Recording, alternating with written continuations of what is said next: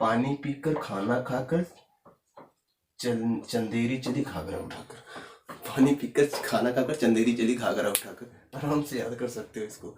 ठीक है, चलिए पिछले वीडियो में जहाँ तक पहुंचे थे उससे आगे बढ़ते हैं। हमने ये बताया था कि बाबर जो है राणा सांगा को पत्र लिखता है कि हम इब्राहिम लोदी से लड़ने जा रहे हैं, दिल्ली पे कब्जा करने जा रहे हैं और हमारी सहायता करो। अगर हम जीते तो आधा तुम्हारा आधा हमारा, आधा आधा बांट लेंगे। तो ये बात राणा सांगा उस टाइम तो मान जाता है। उसके बाद आकर अपने दरबार में जब चर्चा करता है, राणा सांगा को एक नाम और जानते हैं, संग्राम सिंह। तो आकर जब अपने दरबार में चर्चा करता है कि ऐसी ऐसी बात हुई, हम ऐसे बाबर से बात किए हैं, तो संग्राम सिंह मतलब राणा सांगा के जो दरबारी थे, जो उनके सदस्य थे वहाँ के, वो लोग समझाए कि तुम क्या पागलों जैसा समझौता करके आए हो, बाबर से सहायता लोगे?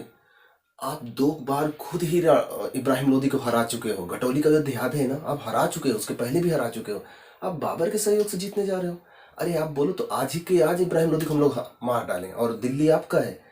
बाबर की सहायता क्यों ले रहे हो? एक फालतू आदमी को बुला रहे हो यहाँ पर, और उसके चक्कर में वो आधा वो तुमको नहीं दे रहा है बल्कि आधा तुमसे ले रहा है। तुम जब भी चाहोगे इब्राहिम लोदी को हराकर जीत सकते हो। दरअसल 1518 में घटौली का युद्ध होता है इब्राहिम लोदी और राणा सांगा के बीच में, जिसमें इब्राहिम लोदी हार जाता है। तो राणा सांगा को इस बात का एहसास भी नहीं हुआ कि वो बाबर से सहायता क्यों मांग रहा है। लेकिन अब मांग लिया तो मांग लिया। अब मान लिया था, अब आज की तरह फोन भी तो नहीं है कि फोन कर देता कि नहीं भाई हमने माना था लेकिन अब मान नहीं पाएंगे। बोला ठीक है आएगा बाबर तो नहीं जाएंगे। तो अपने दरबारियों के साथ ये यहीं बैठा रह गया। अब बाबर उसके भरोसे पानीपत के मैदान में आ गया अपनी सेना लेकर। पानीपत के मैदान में आके इंतजार कर रहा है कि सांगा जी आएंगे, वेट कर रहा है, दूर तक देख रहा है, दूरबीन तो उस टाइम दूरबीन लगा के देख रहा है कि सांगा जी कहाँ है कहाँ है। सांगा जी आ ही नहीं रहे हैं। अब इब्राहिम लोदी की सेना और बाबर की सेना, ये पानीपत दिख रहा है ना, पानीपत के मैदान में आमने सामने आकर रुक गई।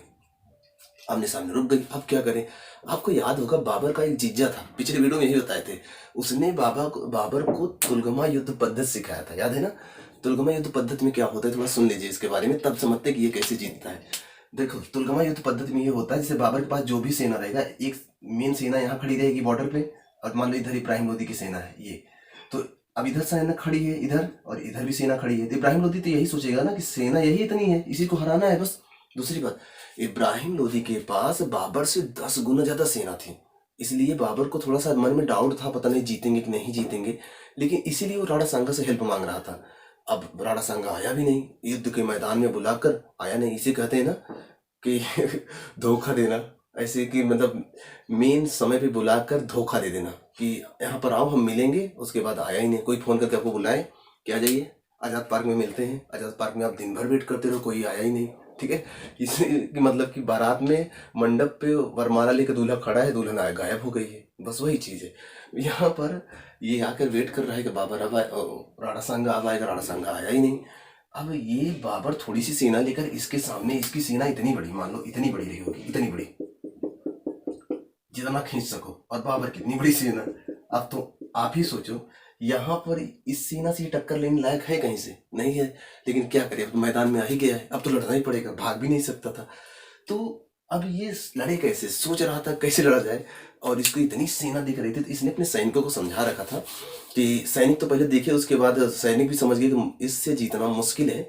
लेकिन फिर भी इसने बहुत हौसला बढ़ाया, सबको लड़ना है तो लड़ना है, जिसने धोखा दिया लड़ना है तो लड़ना है। तो क्या होता है, 21 अप्रैल 1526 को पानीपत के मैदान में बाबर और इब्राहिम लोदी की सेना आमने सामने थी। और युद्ध जो लड़ा था बाबर ने, तुलगमा युद्ध पद्धति से लड़ा था, और इसी युद्ध पद्धति की वजह से ये जीत गया। इस पद्धति में क्या होता है, अब इतनी छोटी सेना, इतनी भयानक सेना लेकर आ गई इब्राहिम लोदी खड़ा, ये इब्राहिम लोदी की सेना है और ये बाबर की सेना है। अब आप सोच लो, ये छोटी सेना इससे कैसे जीत सकती है? फिर भी बाबर ने क्या किया, कुछ सेना यहाँ छुपा दिया और कुछ सेना यहाँ छुपा दिया, ठीक है, और थोड़ी सी सेना लेकर अटैक कर दिया। अब अटैक कर दिया तो थोड़ी सेना अटैक कर दिया, तो इन लोगों को लगा बस यही इतना है, इतनी को हराना है। लेकिन अचानक से इधर से भी सेना आ गई, अचानक से इधर से भी सेना आ गई। इन लोगों को समझ में नहीं आया किधर भागे। अचानक से बगल बगल सेना ढेर सारी आ गई, घेर ली, तो लड़ाई होने लगी। फिर भी स्थिति ये बनी कि बाबर की एक एक सेना को 10-10, इब्राहिम लोदी की 10-10 सेना घेर घेर के मारने लगे। अब एक सेना को 10-10 लोग घेर के मारो, कितना बहादुर हो। वो तो फिल्मों में लोग हीरो होते हैं ना, 10-10 को उठा के फेंक देते हैं, तो रियल है ना, ऐसा तो होगा नहीं उठा के 10 को फेंक देंगे। तो बाबर की सेना अब तो फंस गई, एक एक को जब 10-10 लोग घेर लिए ना, तब तो फंस गई। अब तो मरने वाला, बाबर तो हारने वाला। स्थिति हारने पे आ ही रही थी तो बाबर के 2 तोपची थे, कुशल तोपची थे। एक का नाम था उस्ताद अली और एक का नाम था मुस्तफ़ा। उस्ताद अली और मुस्तफ़ा ने तोप चलाना शुरू किया। अब जो भयानक तोप चलाना शुरू किया, ऊपर से जलता हुआ बड़ा सा गोला आ रहा है, धड़ाम से गिरा। फिर से दूसरा जलता हुआ बड़ा सा गोला है, धड़ाम से गिरा। अब जब गिरता है ना तो बड़ा तेज विस्फोट करता है। जब बड़ा तेज विस्फोट करेगा शोर होता है। अब आप जानते हो ना, जानवर को थोड़ी सी भी आवाज़ सुनाई पड़े तो उनको बहुत तेजी सुनाई पड़ता है। आप दीपावली पे देखते हो ना, जो पटाखे जलाते हो तो जो कुत्ता होता है या फिर जो छोटे जो जानवर होते हैं, गाय भैंस होते हैं, चिल्लाने लगते हैं। दरअसल आपको पटाखे की आवाज़ जितना सुनाई पड़ता है उससे कई गुना ज़्यादा तेज जानवरों को सुनाई देता है, क्योंकि उनका कान कुछ ज़्यादा सेंसिटिव होता है। यही कारण है कि हम लोग जब बगल से गुजरते हैं तब भी कुत्ता जाग जाता है, क्योंकि उसको बहुत हल्की ध्वनि भी सुनाई पड़ती है। ठीक, इसीलिए कहा जाए ना, स्वान निद्रा, कुत्ते की तरह नींद लो, कोई बगल से जाए तो उठ जाओ। तो अब मतलब जानवर ज्यादा तेज सुनते हैं। अब इब्राहिम लोदी की सेना में घोड़े और बड़े बड़े हाथी आए हुए थे। मतलब हाथी बड़े बड़े होते ही हैं, सब आए हुए थे। अब इधर से ढेर सारे हाथी घोड़े थे, इधर से बाबर का सेना का घोड़ा घोड़ा था। अब जब इधर से गोला चलने लगा तो अभी तक ये लोग कभी गोला देखे ही नहीं थे। इब्राहिम लोदी की सेना जो भारत में थी वो गोला देखी ही नहीं थी, गोला बारूद तोप तो जानती ही नहीं थी। तो भारत बाबर ईरान से सीख के लाया था। मैंने बताया था कल, सेवानी खान उसको सिखाया था। अब इतना तो समझ गया था, मतलब कि ये घोड़े इनके तो जान गए थे कि ये बारूद तोप है, कुछ नुकसान नहीं करेगा, लेकिन इनके घोड़े नहीं जानते थे। ये बेचारे कभी घोड़े बारूद देखे नहीं थे। अब हाथी आ रहे एक बगल से बड़ा सा गोला धड़ाम से गिरा। हाथी चिल्ला गई, चिघड़ते हुए वापस लौट गई। अगल बगल जितने सेना से कुचलते हुए निकल गई। तो इब्राहिम लोदी की सेना में भगदड़ मच गई। अब भगदड़ मच गई तो उसकी ढेर सारी सेना उसी में कुचलकर मर गई। इससे एक जीतता हुआ युद्ध, केवल बाबर की युद्ध नीतियों की वजह से इब्राहिम लोदी हार जाता है और इब्राहिम लोदी को पकड़कर वहीं मार देता है। और ध्यान सुनना, पूरे सल्तनत काल का अकेला ऐसा शासक था इब्राहिम लोदी जिसे युद्ध क्षेत्र में मारा गया था। ध्यान रखिएगा, युद्ध क्षेत्र में मरने वाला पहला शासक था इब्राहिम लोदी। अब इब्राहिम लोदी जब मर गया तो बाबर ने कब्जा कर लिया दिल्ली पर। दिल्ली पे कब्जा किया, लेकिन बाबर के दिमाग में एक ही बात चल रही थी, धोखेबाज। धोखेबाज कौन था? राणा ने धोखा दिया था, बुला के बारात में आया नहीं। तो अब बाबर के दिमाग में चल रहा था कैसे इसको हराया जाए, कैसे इससे बदला लिया जाए। तो बाबर की एक बात समझ में आई थी कि बाबर ने 1519 राणा सांगा ने 1519 में मालवा के क्षेत्र में आक्रमण किया था, चंदेरी के क्षेत्र में। आपको याद हो, मध्य प्रदेश के क्षेत्र में चंदेरी मिलेगा यहाँ पर। तो चंदेरी के क्षेत्र में आक्रमण किया था और यहाँ पर राणा सांगा क्षेत्र है, ध्यान रखना, ये राणा सांगा क्षेत्र है और ये चंदेरी का क्षेत्र है। यहाँ पर आक्रमण किया था और यहाँ पर एक नदी थी, ये पीलिया खार नदी, यहाँ लिखा गया, देख लीजिए। पीलिया खार नदी के क्षेत्र पर राणा सांगा का कब्जा था, मतलब ये क्षेत्र यहाँ तक आया हुआ था। अब ये चंदेरी पर आक्रमण करके इस क्षेत्र पे कब्जा कर रखा था, पीलिया खार नदी पर, कि इस क्षेत्र के आसपास की सारी जमीन पर मैं टैक्स वसूलूंगा। बाबर जब यहाँ जीतता है तो वो आगरा तक कब्जा कर लेता है, दिल्ली से आगरा तक। मैंने बताया था कि आपको कि सिकंदर लोदी ने जब आगरा को राजधानी बनाया था तभी से दो जगह से शासन चलता था, एक दिल्ली से चलता था, एक आगरा से चलता था। मतलब आगरा उप में था, दिल्ली मुख्य था। तो आगरा में आया था बाबर, यहाँ रुका था। उसी मौका मिल गया कि पीलिया खार नदी को मैं कब्जा कर लेता हूँ, तो सांगा जरूर लड़ेगा मुझसे। तो बाबर जो है पीलिया खार नदी पर कब्जा कर लेता है। अब कब्जा कर लेता है तो राणा सांगा इतना जानता था बाबर बहुत बड़ा तोप नहीं है, क्योंकि उसे पता है कि बाबर उसे हराया है जिसे राणा सांगा पहले हरा चुका है। मतलब राणा सांगा ने इब्राहिम लोदी को पहले हराया था और बाबर भी आकर इब्राहिम लोदी को हरा दिया। इसका मतलब कि राणा सांगा बराबर बाबर। अगर मैं किसी को हराया हूं और आप भी उसी को हराए हो, इसका मतलब आप मेरे बराबर हो गए ना, सिंपल सी बात है। तो बाबर ने इब्राहिम लोदी को हराया है और राणा सांगा पहले भी इब्राहिम लोदी को हरा चुका था। अतः राणा सांगा समझता था कि बाबर बहुत बड़ा तोप नहीं है, भले तोप लेकर आया है लेकिन बहुत बड़ा तोप नहीं है, अगर मैं चाहूं तो इसको हरा सकता हूं। इसीलिए राणा सांगा डर नहीं रहा था उससे। अब बाबर जब इस क्षेत्र पे कब्जा किया तो राणा सांगा ने अपने सेनापतियों को भेजा, अपने सेना को मतलब राणा सांगा खुद लेकर आया कि इस क्षेत्र को चलें छुड़वाने। बाबर खुद नहीं आया लड़ने और ना तो तोप भेजा, वो अपने एक सेनापति को भेजता है। बाबर जो है इस क्षेत्र में कब्जा किया था तो राणा सांगा इसको छुड़वाने के लिए आता है। तो बाबर खुद आगरा में बैठा था, अपने सेनापति मेहदी राय ख्वाजा को भेजता है, जाओ सांगा आया है उससे लड़ो, वो ये पीलिया खार नदी का क्षेत्र को छुड़वाने आ रहा है ना, उससे लड़ो, उसको रोको। तो ये उसका सेनापति मेहदी राय ख्वाजा आता है और ये दोनों की लड़ाई जो होती है ये यहीं पर बयाना एक स्थान है, ध्यान रखना, बयाना। और बयाना से थोड़ा से आगे खानवा है। तो अभी खानवा की लड़ाई नहीं हो रही, अभी बयाना की लड़ाई हो रही। तो बयाना की लड़ाई होती है, ये बयाना लिखे हैं, बयाना यहाँ आगे मिल जाएगा। बयाना की लड़ाई होती है मेहदी राय ख्वाजा के बीच और राणा सांगा के बीच। और कब होती है? 16 फरवरी 1527 को, ठीक है। 1527 में खानवा का भी युद्ध होता है, लेकिन खानवा भी नहीं हुआ है, पानीपत के बाद बयाना का युद्ध होता है। और इस युद्ध में मेहदी राय बुरी तरीके से हारता है, और हारता है तो भागता है आगरा, आगरा भागता है, मेहदी राय हार गया।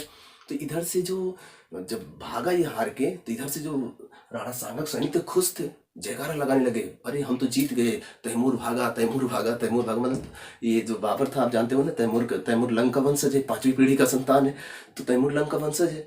तो ये लोग हल्ला मचाने लगे, अरे तैमूर भागा, तैमूर भागा। तो बाबर को ये बहुत बुरा लगा कि मेरे वंशजों को अपमानित कर रहे हैं। तो बोला कुछ नहीं, अब क्या करे, लड़ना है, जीतना है। तो ये जब मेहदी भाग कर वहां गया, बोला अरे वो राजपूत हैं, बहुत मजबूत हैं, उनको हराना तो मुश्किल है। तो बाबर बोला काम डाउन, काम डाउन मतलब शांत रहो, समझते हैं क्या होगा। उसके बाद बाबर तुरंत, अभी ये जब लोग जीते ना, तो ये लोग पार्टी करने लगे। हाँ, कभी छोटी सी युद्ध जीत लो, छोटी सी परीक्षा पास हो जाओ, तो आज पार्टी है, आ जाओ। तो इन लोगों की पार्टी चल रही थी, ये जश्न में मस्त थे। राणा सांगा खुद भी दारू पी के एकदम मस्त थे, राजपूत तो हैं जानते हो, को एकदम पार्टी में मस्त थे। और इधर से जो बाबर था अपनी सेना लेकर फिर से पहुंचा कहाँ, खानवा। बयाना से थोड़ा आगे यहाँ एक स्थान मिलेगा खानवा, खानवा पहुंचता है। खानवा स्थान पर पहुंचकर बाबर अपने तरीके से अपनी युद्ध को, अपनी सेना को तैयार कर लेता है, अपनी सेना को वहीं पर सजा लेता है, अपने तरीके से सजा लेता है। उसके बाद राणा सांगा के पास निमंत्रण भेजता है, आओ आओ मैदान में, देखते हैं कितनी पावर है तुम्हारे पास। और इस बार वो अपने दोनों तोपची को लेकर आया था और अपना तोप भी लेकर आया था, पिछली बार नहीं भेजा था, बेचारा मेहदी राय भाग गया। तो आ गए मैदान में। अब जब ये मैदान पे आ गए, तो सामने था राणा सांगा और इधर थे कौन, बाबर। बाबर जब खानवा के मैदान में अपनी अपने युद्ध को अच्छे सैनिकों को सजाकर अच्छे से, और फिर राणा सांगा के पास निमंत्रण भेजता है कि आओ लड़ना है, अभी मेरे सेनापति को हराओ ना, मुझे हराओ, देखते हैं कितनी पावर है तुम्हारे अंदर, आज समझ में आ जाएगा, ठीक है। तो ऐसे बोला। तो अब तुरंत जब ऐसे उधर उसकी सेना जश्न में, मतलब जश्न में डूबी है राणा सांगा की सेना। अब राणा सांगा जब पत्र पाया तो थोड़ा सा डर गया ना, वो डर ही जाएगा, कोई भी लड़कर भागा है डर के और तुरंत फिर सेना लेकर पहुंच गया तो थोड़ा सा डर आ जाएगा ना, कितनी ताकत है इसके अंदर, तुरंत अभी गया तो फिर आ गया। तो थोड़ा सा राणा सांगा के अंदर डर आ गया। और राणा सांगा के अंदर उस समय ना उनके छत्र छाया में, मतलब राणा सांगा के झंडे के नीचे, मतलब उनके छत्र छाया में 7 राजा थे, 9 राव थे, 104 बड़े सरदार थे, और इन सब के पास अपनी अपनी सेना थी।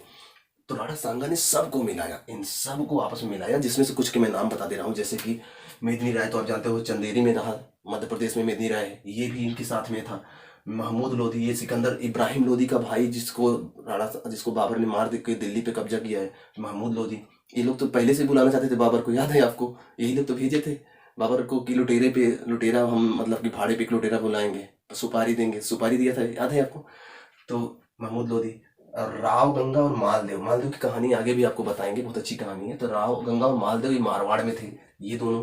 पृथ्वी सिंह जो आमेर में थे ये, और हसन खां मेवात में थे ये, और भी बहुत सारे लोग हैं, इतने लोग हैं। ये सब लोग मिलकर राणा सांगा के साथ खड़े हो गए। अब राणा सांगा अपनी सेना लेकर पहुंच गया खानवा के मैदान में। अब राणा सांगा के बाबर इधर, राणा सांगा उस तरफ, बाबर इधर, राणा सांगा इस तरफ। राणा सांगा के पास बहुत लंबी सेना। हर बार सोच लो, देखो बाबर एक चीज सिखाता है, बाबर एक चीज सिखाता है, हिम्मत नहीं हारना चाहिए, हिम्मत नहीं हार, आगे सामने पहाड़ जैसा भी दुख हो, हारना नहीं चाहिए। दिखाया था यहाँ पर, देख लो, इतना बड़ी सेना और इतनी छोटी सेना लेकर हरा देता है। युद्ध कला होनी चाहिए, नीति होनी चाहिए। अब यही देख लो, छोटी सेना अभी भी है, बहुत बड़ी सेना नहीं है, और बड़ी सेना इतना लोग लेकर आए हैं राणा सांगा। और राजपूत सब, राजपूत जानते हो ना, मर जाएंगे, मार डालेंगे, राजपूत डरने वाले तो है नहीं। अब इतनी बड़ी सेना, इतना छोटा सा बाबर सेना लेकर पहुंचा सामने। जब इतनी सेना देखा, तो इनकी सेना जब ये देखा, और राजपूतों के बारे में बहुत पहले सुन रखा था, राजपूत बहुत बहादुर होते हैं, मर जाते हैं 18 साल 20 साल मर जाते हैं बहादुरी से लड़ते लड़ते। तो ये लोग समझ गए थे कि इससे जीतना मुश्किल है। तो ये लोग जाकर बाबर बोले, ये भाई बाबर, तू अपने चक्कर में हम लोग को क्यों मरवा रहा है, जीतेगा तो तू जीतेगा और मरूंगा तो हम लोग मरेंगे। ऐसा है कि हम लोग जीत नहीं पाएंगे इससे, ये तो बहुत बड़ी सेना है, यहाँ से लौट ले चलते हैं। तो बाबर बोला, बाबर ने वहीं पर, हाँ एक चीज मैं बताना भूल गया, थोड़ा सा सुन लीजिए फिर वहां पर चलते हैं। यहाँ सुन लीजिए, जो ये पानीपत का मैदान में बाबर जीता था ना, जीतने के बाद इसने काबुल में चांदी के सिक्के बंटवाए थे, ठीक है, लाहौर में काबुल में चांदी के सिक्के बंटवाए थे ना, इसलिए इसे कलंदर की उपाधि मिली थी, ये बताना भूल गया। पानीपत के मैदान में जीतने के बाद ही कलंदर की उपाधि पाया था, ठीक। हाँ इधर सुन लीजिए, ये जब यहाँ पर इतनी सेना देखा ना, तो इसकी सेना जब डर गई, तो ये अपनी सेना को लगभग 2 घंटे तक भाषण दिया कि हम लोग इस्लाम के नाम पे लड़ रहे हैं, अपने धर्म को बढ़ाना है, गाजी की मर्तबा रखते हैं, गाजी की उपाधि। गाजी वो होता है जो काफिरों का वध करे, जो गैर मुसलमानों को हटा दे। अपने धर्म का प्रचार कैसे होगा अगर आप लोग ऐसे डर जाओगे? अल्लाह के सच्चे भक्त बनो। इसकी सेना में से कुछ लोग बोले बड़ा सच्चा सच्चा भक्त करता है, सच्चा मुसलमान खुद तो बन नहीं पाया, शराब पीता रहता है। सच्चे मुसलमान शराब नहीं पीते हैं। अब बाबर के पास सुनाई पड़ी, ये क्या कह रहा है कि सच्चे मुसलमान का ढोंग रचा रखा है और सच्चा मुसलमान शराब नहीं पीता है और अपना इतना बड़ा बड़ा पीपा लेकर घूमता है, पी के मस्त रहता है। तो बाबर के पास सुनाई पड़ी, अब बाबर को युद्ध जीतना है। तो बोला अच्छा ये बात है कि शराब नहीं पीना ना, ठीक है लाओ बोतल, जितनी बोतल है सबको सामने रखा। बोला इसी से नफरत है तुझे ना, तो ले। सारी बोतलों को तोड़वा देता है बाबर। आज के बाद शराब नहीं पीऊंगा, खुश, लेकिन युद्ध जीतना है, जीतना है तो जीतना है, ठीक है। बाबर जब इधर सभी अपने सैनिकों को मोटिवेट कर रहा था, धर्म के नाम पर उनको मजबूत कर रहा था, तैयार कर रहा था कि लड़ना है तो लड़ना है, जीतना है, यहाँ पर हम लोग जीत के जाएंगे। जिहाद के नाम पर जब उकसा रहा था, यहीं पर पहली बार जिहाद का नारा दिया था, ध्यान रखना, खानवा के युद्ध में उकसा रहा था। तो इसी समय एक फारस से एक आया था, ज्योतिषी आया था, उसका नाम था शरीफ। शरीफ बोलने लगा कि इस युद्ध में, मतलब ज्योतिषी है तो भविष्यवाणी करता था, तो वो भविष्यवाणी कर दिया कि इस युद्ध में बाबर हारने वाला है। अब जब वो ऐसे भविष्यवाणी कर दिया, बड़ी समस्या हो गई। तो उसके सैनिकों का जो थोड़ा सा मनोबल बना था वो और टूट गया। अरे ये तो ज्योतिषी बोल रहा है बाबर हारेगा, बाबर हारेगा। अब तो और डर गए सब लोग। तो बाबर बोला ऐसा कुछ नहीं, उसके चक्कर मत पड़ो, हम लोग जीतेंगे, अपने धर्म को फैलाएंगे, मोहम्मद साहब की कसम, इस्लाम की तुम्हें वास्ता है। ऐसे बहुत सारी बातें बोल बोल कर मोटिवेट किया। और फिर जब सैनिक एकदम तैयार हो गए तो उसके बाद भयानक युद्ध शुरू हुआ। जब भयानक युद्ध दोनों तरफ से शुरू हुआ तो कुछ ही समय में जब बाबर की तरफ से तोपों की वर्षा होने लगी, गोला बारूद गिरने लगा, धड़ाम धड़ाम गिरने लगा, तो अब समझ में आ गया कि राणा सांगा को हारने की नौबत आ गई। राणा सांगा घायल हो गया। तो उस समय राणा सांगा का एक बहुत पक्का सेनापति कह सकते हो, भक्त कह सकते हो, रक्षक कह सकते हो, उसका नाम था झाला अज्जा। झाला अज्जा जो है, ऐसे एक राणा झाला भी मिलेंगे आपको जो महाराणा प्रताप की जान बचाते हैं। एक झाला अज्जा थे, ये राणा सांगा को चुपके से भगा देते हैं युद्ध से और उसका शाही मुकुट अपने सर पे रखकर युद्ध लड़ने लगते हैं। युद्ध लड़ते लड़ते लड़ते लड़ते लास्ट में बेचारा पकड़ा जाता है झाला अज्जा, और इसका गर्दन काट देते हैं। काट देता है कौन? बाबर काट देता है। तो उससे थोड़ा सा शक होता है कि इतनी आसानी से राणा कैसे मर सकता है। तो जाकर गर्दन उठाकर देखता है, अरे ये तो राणा नहीं है, राणा तो कब का भाग गया। तो उसने ऐलान किया राणा भाग गया डर के, और हम लोग युद्ध जीत चुके हैं, हम लोगों का ये मतलब कि विजय हो चुका है, खानवा के युद्ध विजय हो चुके हैं। अब हम लोग खानवा को, मतलब ये क्षेत्र अपना हो गया, ठीक है। तो एक तो पानीपत जीता, दूसरा खानवा जीता। अब ध्यान समझिएगा, अब इसने जीतने के बाद ये जो मेदिनी राय था यहाँ पर, इधर का था ना, इधर का था मेदिनी राय, मध्य प्रदेश में था मेदिनी राय, राणा का सांगा का सहायता करने गया था। तो ये जो है शेष जो बचे सैनिकों थे, इनको इकट्ठा करता है, फिर से इकट्ठा करता है। और जस्ट अगले साल 1528 में, ये 1526 में पानीपत, 1527 में खानवा, जस्ट अगले साल 1528 में मेदिनी राय चंदेरी में, मध्य प्रदेश में है चंदेरी, चंदेरी आपको यहाँ मिल जाएगी, यहाँ चंदेरी का युद्ध होता है। शेष सैनिकों को इकट्ठा करता है वो जो बचे रह गए थे, और उनसे बाबर से युद्ध होता है। मेदिनी राय और चंदेरी के युद्ध के नाम जाना जाता है, 1528 में होता है। ध्यान रखना, मैं लिख दे रहा हूँ। चंदेरी का युद्ध होता है कब? 1528 में। और ये अब सोच लो, जब इतनी बड़ी सेना को बाबर हरा दिया तो ये कितनी देर टिकेंगे? चंदेरी का युद्ध बड़े आराम से जीत जाता है। तो चंदेरी का युद्ध भी बाबर आराम से जीत जाता है। दो क्वेश्चन समझिएगा। पहला कि किस युद्ध में उसने सिक्के जारी किए थे, पानीपत के युद्ध में, और किस युद्ध में उसने जिहाद का नारा दिया था और शराब ना पीने की कसम खाई थी, तो खानवा का युद्ध में, ठीक है। चंदेरी का युद्ध इसलिए जीत गया क्योंकि वही जो बचे थे वही लोग आए थे लड़ने, तो आराम से चंदेरी का युद्ध भी जीत जाता है, ठीक है। अब अगला युद्ध रह गया है, देखिए 29 जनवरी 1528 को जो चंदेरी के युद्ध हुआ उसे बाबर आसानी से जीत लेता है। अब रह गया था महमूद लोधी, जो कि बिहार में था, वो भी विद्रोह करेगा, सिंपल सी बात है। तो महमूद लोधी ने उस समय बंगाल में, देखो ये बिहार का क्षेत्र है, यहाँ महमूद लोधी, ये बंगाल का क्षेत्र है। बंगाल में था नुसरत शाह और यहाँ था महमूद लोधी। इन दोनों ने मिलकर बाबर पर आक्रमण किया। बाबर ने इस पे खुद पर आक्रमण किया इसके ऊपर। और उसमें बिहार में एक नदी बहती है, घाघरा नदी। तो यह युद्ध घाघरा नदी के किनारे लड़ा जाता है, जिसमें एक तरफ थे महमूद लोधी और नुसरत शाह, एक तरफ था बाबर। कहा जाता है कि यह युद्ध जल और थल दोनों पे लड़ा गया, मतलब थोड़ा पानी में लड़ा गया, थोड़ा स्थल पे लड़ा गया। अर्थात इस युद्ध में नाव का प्रयोग मतलब भरसक किया गया, जितना हो सका उतना किया गया। और अंत में यह युद्ध भी ये लोग हार जाते हैं और बाबर यह युद्ध भी जीत जाता है। मतलब कि क्रम से 4 युद्ध जीता और 4 युद्ध जीत कर बाबर ने लगभग पूरे क्षेत्र में इधर कब्जा कर लिया, यहाँ से लेकर यहाँ तक जीत लिया। ठीक है, तो कौन कौन से जीता था? पानीपत 1526, उसके बाद खानवा 1527, उसके बाद चंदेरी 1528, उसके बाद घाघरा का युद्ध 1529 और 1530 में बाबर की मृत्यु हो जाती है, मर जाता है। ठीक है, तो 1530 में बाबर की मृत्यु हो जाती है। ठीक है, तो इसको आप याद कर सकते हो। एक तरीका है, पानी पीकर खाना खाकर चंदेरी चली घाघरा उठाकर। पानी पीकर खाना खाकर चंदेरी चली घाघरा उठाकर, आराम से याद कर सकते हो इसको। ठीक है, पानी पीकर खाना खाकर चंदेरी चली घाघरा उठाकर, ये तरीका है याद करने का, आराम से इसको याद कर सकते हो और भूलोगे नहीं। 15, 26, 27, 28, लेकिन इसके बीच में आपका एक युद्ध होता था। इसका जो बीच में हुआ था थोड़ी समय के लिए, याद है आपको? कहाँ गया? बयाना का युद्ध, याद रखना। पानीपत और खानवा के जस्ट बीच में था बयाना का युद्ध, इसको भी याद रखना, कभी पूछा जाए तो याद होना चाहिए। बयाना का युद्ध छोटा सा होता है, उसका जो सेनापति था मेहदी ख्वाजा जिसको सारंगा हरा देता है, फिर वो भाग के जाता है, तब जाके खानवा का युद्ध होता है। ठीक है, और ये नदी भी याद रखना, कभी पूछ ले कोई जानकारी के लिए तो डिटेल जानकारी है, इसको आप याद रखिएगा। ठीक, बाबर ने 3 शादियाँ की थी, जानते हो आप 3 शादियाँ की थी नहीं? पिछले वाले वीडियो में हमने बताया था कि बाबर जो है मिर्जा की उपाधि से युद्ध लड़ता था, ना तो परिवार बढ़ रहा था ना तो संसार बढ़ रहा था उसका, तो उसने अपना जो उपाधि छोड़ा था और बादशाह की उपाधि धारण किया था, जिसे तुर्की भाषा में बादशाह बोलते हैं और यहाँ पर फारसी भाषा में उसे बादशाह बोलते हैं। तो बादशाह की उपाधि धारण करता है, तब जाके हुमायूं पैदा होता है। और 3 शादियाँ की थी उसने। तो यह एक पहली शादी थी माहम बेगम से, जिससे हुमायूं पैदा हुआ था, ध्यान रखना। माहम बेगम से हुमायूं पैदा हुआ था। गुलरुख बेगम थी दूसरी, उनसे कामरान और अस्करी पैदा हुए थे। और एक और थी दिलदार बेगम, उनसे पैदा हुआ था हिंदाल। तो बाबर के 4 बच्चे थे, हुमायूं, कामरान, अस्करी, हिंदाल। ठीक है, 3 बीवियाँ थी, माहम बेगम, गुलरुख बेगम, दिलदार बेगम।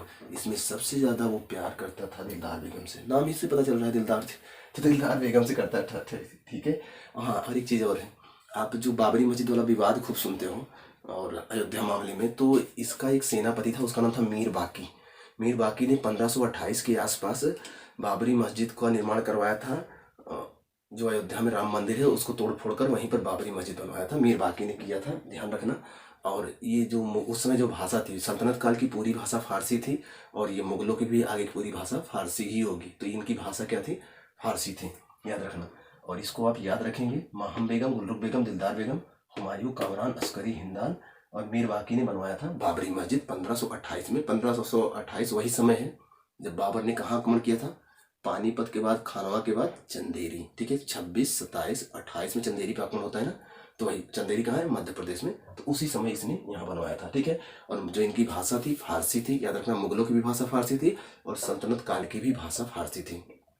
ये रहा बाबर का छोटा सा इतिहास।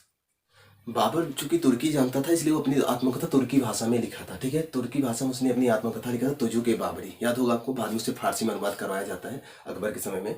तो तुजू के बाबरी उसने तुर्की भाषा में लिखा था और बाबर ने जितनी लड़ाइयाँ लड़ी सब जीतता गया। 1530 में मर जाता है। तो इसे आनन फानन में वहीं का आगरा में तो रहता था ये, क्योंकि इसे आती नहीं थी फारसी जल्दी ज़्यादा, तुर्की जानता था और सल्तनत काल की भाषा फारसी थी, इसलिए ज़्यादा आगरा में रहता था। तो ये आगरा में रहता था, तो यहीं आगरा में आराम बाग था। दरअसल इसकी जो ये बीवी थी दिलदार बेगम को बाग बहुत पसंद थे, इसलिए इनके लिए खूब बाग लगवाता था। तो आराम बाग भी लगवाया था। आराम बाग में ही बाबर को दफना दिया गया था। तो इनका जो बड़ा लड़का था हुमायूं, बाद में उसको सपने आने लगा, रात में बाबर आता डरवाता, क्यों रे नालायक, बोला था मुझे मेरे जन्म स्थान पे काबुल में दफना, तो यहाँ क्यों दफना दिया? तो हुमायूं को लगा कि ये बात तो सही कह रहे हैं अब्बा, पहले अब्बा का ही काम तमाम करें, ये रोज आकर ऐसे परेशान करते रहेंगे। तो दफनाने के लगभग 1.5 साल बाद हुमायूं इनको यहाँ से निकालता है, ले जाकर काबुल में दफना देता है। ठीक है, तो याद रखना, ये पहले यहीं पर दफनाया गया था, यहाँ पर लाहौर में, सॉरी आगरा में, आगरा के आराम बाग में इनको दफनाया गया था। ठीक, तो वीडियो कैसा लगा जरूर बताइएगा, तब आगे हुमायूं भी एक वीडियो बनाएंगे। समझ में आ रहा है कि नहीं ये तो बताए, आप लोग बोलते भी नहीं।